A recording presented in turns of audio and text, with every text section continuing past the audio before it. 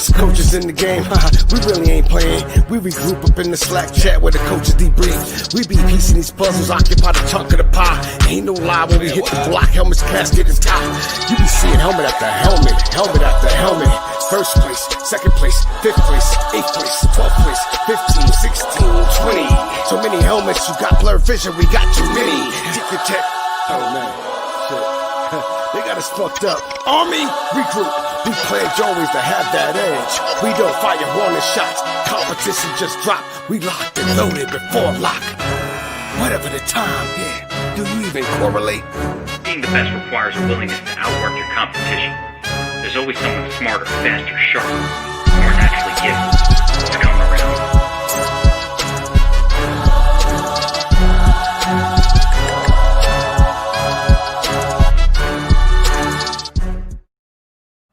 What up, everybody? We are back. The long-awaited return of the Unplayable Lies PGA podcast. We've taken a little break here with, the fall swing being some, not so great events, right? And with football getting underway, obviously we devote a lot of resources there, but I am excited to get back with another Unplayable Lies PGA pod, brought to you by our title sponsor, MajorsChallenge.com. If you've never played on MajorsChallenge.com, it is such a fun way to play fantasy golf, and it's a very, very simple way to play fantasy golf, and we're going to get all into Majors Challenge and break down how things work over there a little bit later on, but that's where we host our DFS Army Listener League for PGA, this week, you win that Listener League, you get a free month at SportsBetArmy. Those guys have been killing it. My boy Mutt over there with his props, just absolutely crushing.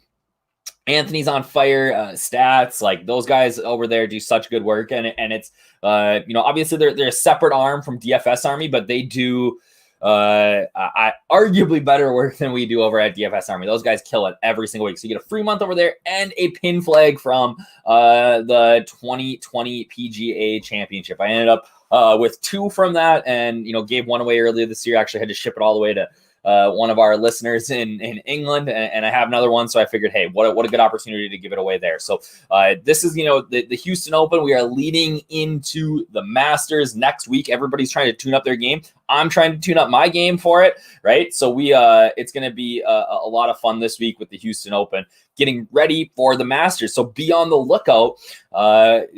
Possibly Wednesday, maybe Thursday, we're going to have another one of these Unplayable Lies PGA pods up talking about the Masters, right? We get the last major of the year. Weird. It's in November. I don't care. It's a major. I love it. I'm so excited. So we will be talking about that, and we'll have some extra special prizes for that coming up. So Unplayable Lies, right? All the players that I'm playing that you probably shouldn't. We have the Vivint Houston Open. This is an event that typically was played in the spring, lost title sponsorship. It was the Shell Houston Open for a lot of years. And now this year they've moved it to the fall. So this is actually going to be, this is like not an event that was moved to the fall. This was an event that was going to play in the fall, no matter what. They were planning on playing this event essentially this spot. So, and it is at a really, really, I don't want to say really, but it's at a really intriguing course this year, and something that I am actually super excited to break down. Like I said, that Listener League, you get a free month at SportsBetArmy, and a PGA Championship flag looks exactly like that from Harding Park, where my boy Colin Morikawa got his first major championship. So the course here, all right, Memorial Park in Houston, Texas. This is a municipal golf course, all right? If you don't know what a muni is, it's probably what you play on every weekend, all right? But they did a complete redesign this year, actually over the last essentially 2 years. Tom Doak, very, very famous designer, ended up designing this in 2019. They basically started from scratch. They kept some of the routings, but changed all the irrigation systems, really started from scratch. And what he did was, obviously, Doak's an excellent designer, but this is an intriguing challenge because the city of Houston owns this course, all right? And they said, okay, yeah, we want to host a PGA Tour event here. That's going to be awesome, but we also need to keep this playable for our membership. So what Doak actually did was he brought in some consultants, and one of those consultants that he had was Brooks Koepka. All right. And Koepka came in and was really a part of this process from the beginning. And we're going to get to kind of how in love I am with Brooksy this week, but really helped Doak to, okay, how do we make this tough for PGA professionals, but still playable for the average golfer? And so what they did was the biggest thing that they probably did is they reduced the number of bunkers from 54 to 19. All right. Because Brooks told, and he's been quoted saying this, is that Brooks told Doak that bunkers aren't hard for pros. Really, especially almost at any course, like you put it in the bunker, it's an up and down, you're making par, move on. Right. You see the scrambling percentage of most guys, 70-80% every single week, because they're just so good, especially from the trap, because they're so good from these bunkers. But for the average player like you and me, I put it in the bunker, I'm staring down bogey minimum. I might scull that thing right over the green. Right. So Brooks said, take out the bunkers. All right. We're going to be fine. They also, what they did was they turtle backed the greens. So see if I have anything to kind of show that here. So a turtle back basically goes, it's crowned on the top and rolls off to the sides. And the thinking there was that the membership or the players on the Muni are going to be able to, hit these 7,000 square foot greens, which are pretty big, because they're going to be from their average approach shot is going to be around 100 yards. But from the pros tees, they're looking at 175, 200. And if you don't hit that in the right spot on the green, you're in trouble, and that's going to roll off. And what they did was they made these runoff zones really, really tight. So there's going to be an emphasis on around the green play this week, because they're going to have a little bit lower greens and regulation percentage, and that's going to really put a premium on guys being able to get it up and down from these tight lies around the greens. You look at the Bermuda grass greens, Mina Verde, nice grass. It's something that similar to what they played on last week. Same Bermuda in the fairways. For those of you who were in Bermuda playing last week, and same as the Zozo, I believe, as well. But the rough, 2.25, that's not very long. But what they did here is they were able to completely redesign this course. So what they did was in the rough, they made lots of uneven lies, all right, all the way through. So that's gonna be a challenge for some of these tour pros who are used to pretty flat lies in the rough. So the ball's gonna be below their feet, the ball's gonna be above their feet. Like if the rough was anything higher than 2.25, we would see some huge scores here because of that. All right, tons of rough. This is a big parkland course, right? Tons of rough, tons of fairway. The fairways aren't super tight, but what they do have is there's water hazards running through the course in different areas, right? So especially on the backside, there's water running up and down a couple of these holes. 16's got water around the edge. 16's actually a hole that they can drive. And I believe it's 16. So 16, water all the way up the right, and then it wraps the green around the back. And if they move the tees up and put it at around 300 yards, you can drive it. So we're going to see a lot of risk reward holes for these guys. And then you're looking at par fives in the back nine. This is going to be a really, really fun tournament to watch. It's not going to necessarily be a birdie fest. It's not going to be hard, but you're going to see players have to make a lot of decisions here, which I'm really, really intrigued by. There are some ravines that aren't necessarily water hazards. So you can see here in the picture of the course, there are some small streams, but there are some ravines that you could lose a ball in that make this a little bit more difficult too. We talked about how this is a municipal. It is cheaper to play at this course than it is at my crappy 9-hole that is open for 4 months a year, right? So on the weekend or holidays, Friday through Sunday and a holiday, $38 to play. You play after Twilight right now, winter hours, right? You play Twilight, it's $21 on Monday through Thursday, $28 on the weekend. A cart, it's only $11. Like, are you kidding me? And the pros get to play here. Like, I'm so impressed. It's so cool, right? And it's so good for the city of Houston to have like a world-class golf course that is anybody can afford to play. That's something that I definitely love. So we're now into the 4-ball section. So what we're going to talk about here is we're going to, again, our focus here is going to be on DraftKings.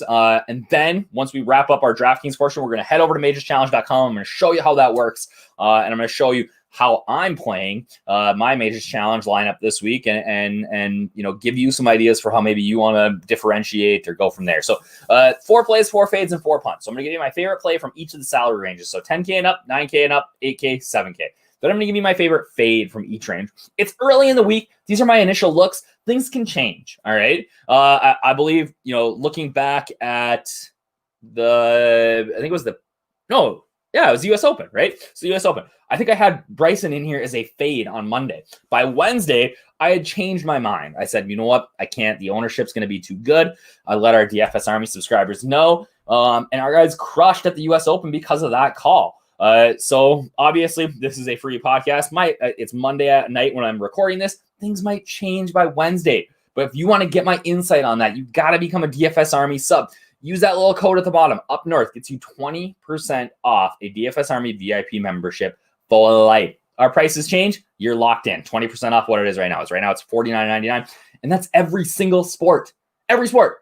NFL, PGA, MMA, MLB, NBA, NHL. Like, we're crushing everywhere. So again, use that code, get in. And then I give you my favorite punts from 7K and below, and that's maybe my favorite portion of this. All right. So at 10K, we got the buddies here. My 10K favorite play, like I said earlier, is Brooks Koepka. He helped build this course, and he built it to suit his game.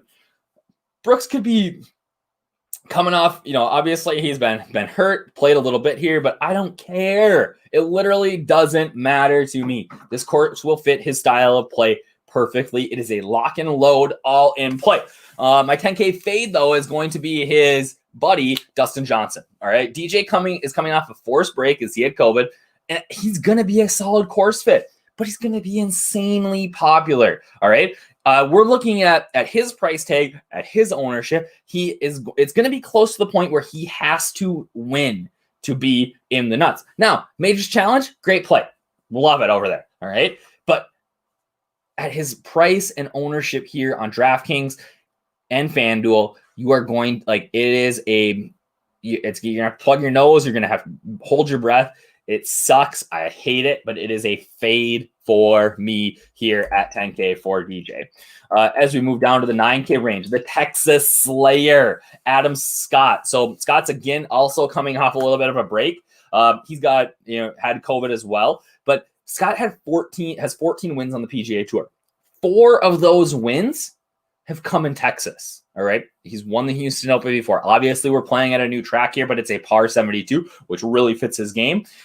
He's great off the tee, good iron player. He's been really putting well lately. So if he can kind of maintain that, I love it. I want him to play well so that I can go all in on Scott next week, regardless of price. And I'm actually hopeful that DraftKings drops the Masters pricing here in the next day or two. At this point, I don't believe they have, because I want Scott to be, actually, I don't know. I want Scott to be, if he's a little higher price, he's going to be a little bit lower owned. So, but I'm all in on Scott here. Love him. Guy crushes Texas. Win, rain, doesn't matter. Right up Scott's alley. Love him a lot. The fade. I looked at the pricing. I was blown away. I had to double take. I'm not sure what Russell Henley is doing in here at 9.3K. Like, I get that he played well at the Zozo and the Shriners, but like, we're talking about Russell Henley here. Great iron player, can't putt to save his life. This isn't 2017, right, where Henley was the number 1 putter on tour. Like, maybe he's found something, but at this price tag, like, no chance. I don't care if he's 0% on. This is not a guy that I'm going to write down as a fade this week, and later in the week I'm going to be like, I think you should probably play some Russell Henley. No. 9.3K cannot do it. Like, cannot play him here. As we move down to the 8K range, guy, I am so in love with his game, and it's not just because he's a lefty like me, but Brian Harmon. The guy's just been the model of consistency. He hasn't missed a cut since way back at the Memorial, which does give me a little pause because that's a longer par 72 like we're seeing here. But man, the guy is just playing so good. And he does typically play very, very well on these big courses because he's such a good long iron player. I think he's a solid bet to make the cut. And if that putter heats up at all, we are looking at a top 10 for Brian Harmon. My 8K fade is going to be super popular because he was popular at 10K last week. And that's Doc Redman. He proved me wrong last week, played really well. I was very impressed with his game. Not fell apart, but he fell back a little on Sunday. But in this 8K range, like, there's so many players with a better pedigree than him right in this range that I would just rather play at lower ownership. That for me right now, Redmond's looking like some chalk here in the 8K, and I'm just not going to be eating that chalk this week. As we go down to 7K, we've got my boy play at the University of Minnesota, Sky-U-Ma, Eric Van Rooyen. All right. Love me some EVR. He shows up in these tough fields. This isn't necessarily a tough field, but it's a tougher field than what we've been seeing lately. He's an elite tee to green player. He's had some really solid form, 3 straight top 30 finishes since the US Open. Played well over in Europe. He's looking to tune up before the Masters. Again, par 72, 7,400 yards. That's right up his alley. Should fit his game. And I don't think there's going to be a huge premium placed on driving accuracy this week, and that really benefits Eric Van Rooyen. He's looking at probably single-digit ownership here at 7.7K because there's guys like my 7K fade, Windham Clark. People are going to the craziest thing about DFS golf is how much recency bias plays into our decision making. Windham Clark being example number A. Played very, very well last week. Let me look this up. All right. And he is going to be super popular here this week. I'm going to look up his OWGR here. Let's see. Clarky boy. Let's see what he did coming into this. So he vaulted himself up about 40 places here. All right.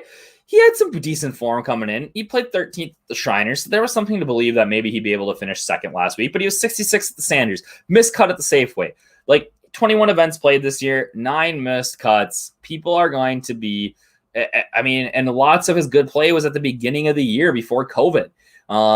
It's not a play for me, Windham Clark this week, because he's so much putter. It's all putter with Clark all the time. He's very long off the tee, but his iron play is terrible. So, Clarky, no dice for me this week, especially if he climbs above 10% ownership. That's an auto fade for me. Some of my favorite below 7K punts. My number one favorite 7K punt is Andrew Putnam. He is so cheap for how consistent he's been. He's always played well in this Texas swing. T3 at the Charles Schwab last year down here. And he's just playing really good golf. I likened him last week to Denny McCarthy, but 3K cheaper. This week we see McCarthy's price come down a little bit, but Putnam stays about exactly the same.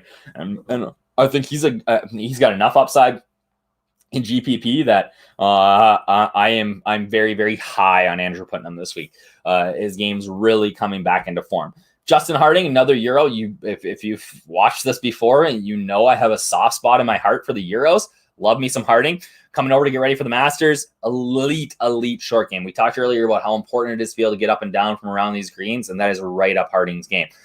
Scott Stallings, I just think anytime he plays, I'm very interested in him because his upside is a top 20 finish, and he's usually very, very cheap. The downside is a dead last, right? But what Stallings does really well is he's a great round 1 and round 2 scorer. If you use our DFS Army research station, you can see we sort by how players score in rounds, and because he plays well in the first round, typically what that ends up doing is that even if he's kind of mediocre, he does make the cut, and we know how important a high-end finish is in golf to get that guy who's got some upside there if he makes the cut. So I'm big on Stallings. And then Will Gordon's a guy who was really, really chalk earlier in the year, almost every single week.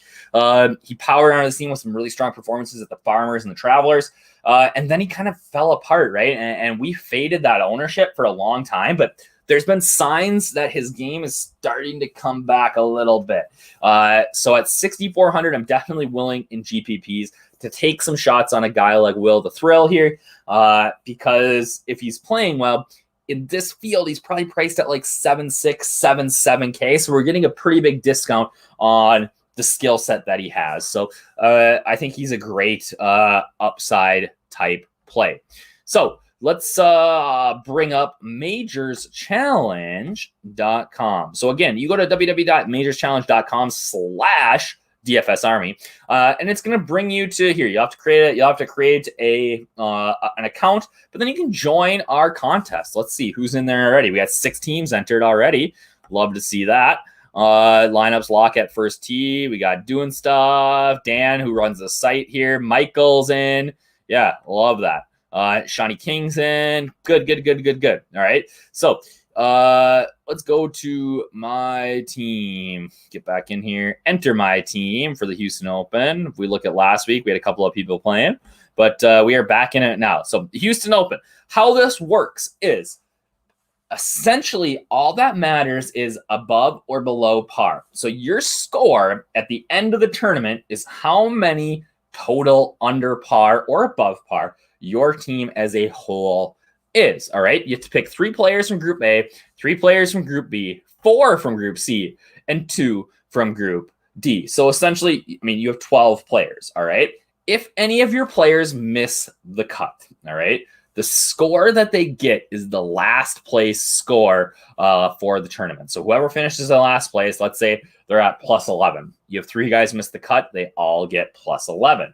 So the keys here are you got to find guys that are going to go low, but you also want to get as many of your 12 across the cut line as possible, right? Because odds are that person that you get across the cut line is not going to be in last place. So what we see here is typically that the teams that have 0 or 1 missed cut are at the top of the lineup or at the top of the contest as we wrap it up on Sunday. So Group A is always going to be the top 10% of golfers in the field. And we use official world golf rankings for that. So whoever is in the top 10% in the world, they're in Group A. You got to pick 3 of them. So this week we got Dave, Finau, Sergio, Hovland, Sungjae, DJ, Koepka, Lowry, Adam Scott, Scotty Scheffler. I already know what I'm doing here. Group B is the next 20%.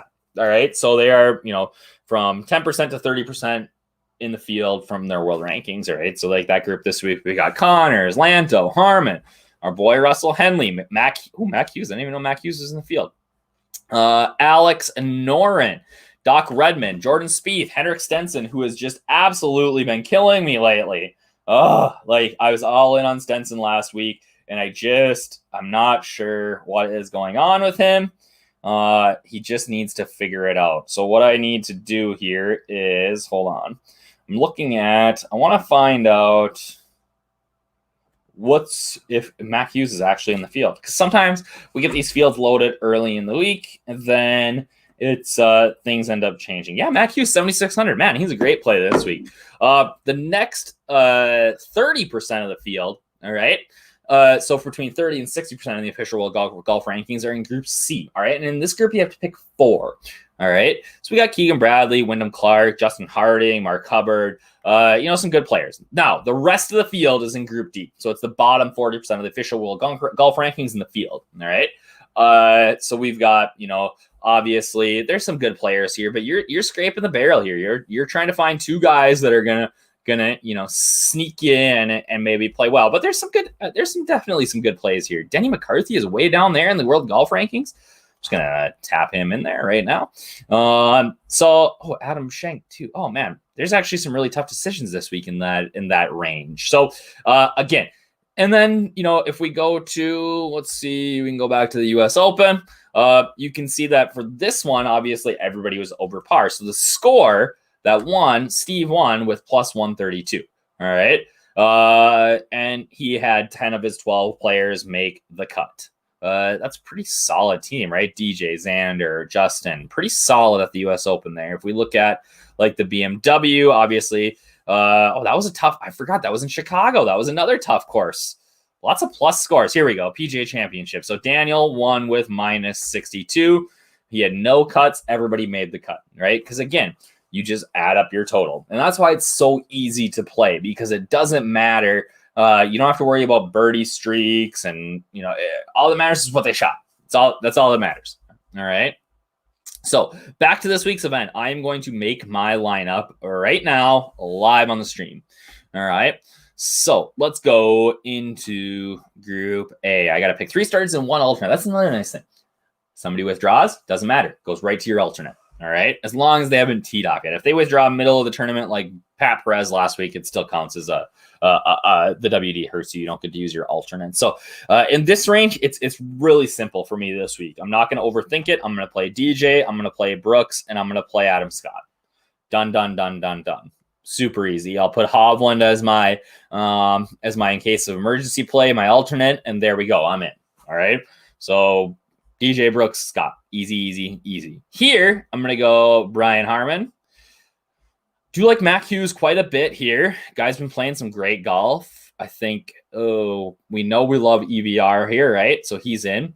Westwood coming over before the Masters. God, and he's been playing good too. That might be more of a DFS play for me. Lewis, Siwoo. I think I'm going to go Lanto. Good, so good tee to green. Big boy course. Should really fit his game well. Group C. Put Connors as my alternate there. Gooch, Grace. Love Harding here. Love Harding. Keep scrolling down here. Norlander's intriguing to me. I talked about how I love Putnam, but Putnam's got a high Fisher World golf ranking, and compared to his skill set, he's just maybe not quite there. I love Varner. Love me some Varner. Love Christopher Ventura. Definitely guys, two guys that missed the cut last week that maybe got back from Bermuda in time, got a chance to work on their game, which sometimes can be a nice thing for you. And gosh, I don't know where else I'm going to go here. Whatever. I wrote up Putnam. Let's play Putnam in this range. It probably doesn't make sense from a betting standpoint in terms of odds to win, but definitely high on Putnam here. As we go over to Group D, Armour, who played really well last week, Luke Donald, but this is a big boy course. I'm not sure they're going to be able to do it. So we got Gordon in this group. I like him. Denny McCarthy, who I love. Shank, who's just been incredibly solid lately. All right. I'm not going to overthink that one. We're just going to go right on with my boy, Adam Shank. Aaron Wise, he's won in Texas before, right? Could get on Aaron Wise here, but I think we'll go with the upside of a guy like Cam Davis. Another Australians in Texas, man. They do really well here. So we'll go Davis there, and then my alternate will be Will the Thrill Gordon. So, I got to pick one more alternate here. Whatever. We'll just throw Clark in there. I ain't going to need him. So DFS up north, and I'm in. I want to keep that flag. I'm not kidding. I want to put it up right behind me here. So I am in this to win. And yeah, that's where I'm at. So again, majorschallenge.com/DFS Army to get in on the listener league. Again, you can join, you can play with us here, practice this week on this, and then next week, big Masters tournament, right? You can play with your friends. That's the nice thing about this too, is it does all the scoring for you. Let's say you got a Masters pool yourself, right? You play with a couple of buddies. Easy. The scoring is all done for you. It'll actually calculate payouts for you too. So let's say you play for $1 a point. I shoot -13, or my team shoots -13 and they win. And my buddy Jared's team is -10. At $1 a point, he owes me $3. And it's right in there in the commissioner tab, shows you how, like, I can send an email to Jared. Hey, buddy, pay up, you loser. So everything is in there for you. If you have any questions about how to set stuff up on Majors Challenge, hit me up at DFS Up North. All right. On Twitter, that's where you can find me. If you're a DFS Army sub, you can find me in the Slack chat. I will get you set up. We'll set you up with your own group to play in. Like I said, it is so much fun. I love playing here. They have a live leaderboard. Everything's updated for you. And you know what? Actually, I didn't even click on this, and I really should. Let's see here. The other thing that you can do is you can click on their player tabs, and it gives you all of their information. So like, hey, how they play at the Masters over their course of their career, how they play at all of their tournaments, right? You can click on, so at the Windham, right? HV3. Oh man, that round 2 killed him last week, right? I can click down here and it shows me his actual scorecard. Like, look at all these bogeys that he made. At the Windham, what did he do? Oh man, look at all those birdies. So it's super easy to even just do your research on here, which is kind of fun. So again, majorschallenge.com/DFS Army. Check it out. It's been another Unplayable Lies podcast for you. I appreciate you checking this out at dfsarmy.com. Use that code UPNORTH for 20% off, and we'll see you guys in the Slack chat or on Twitter. Cheers, guys. Thanks.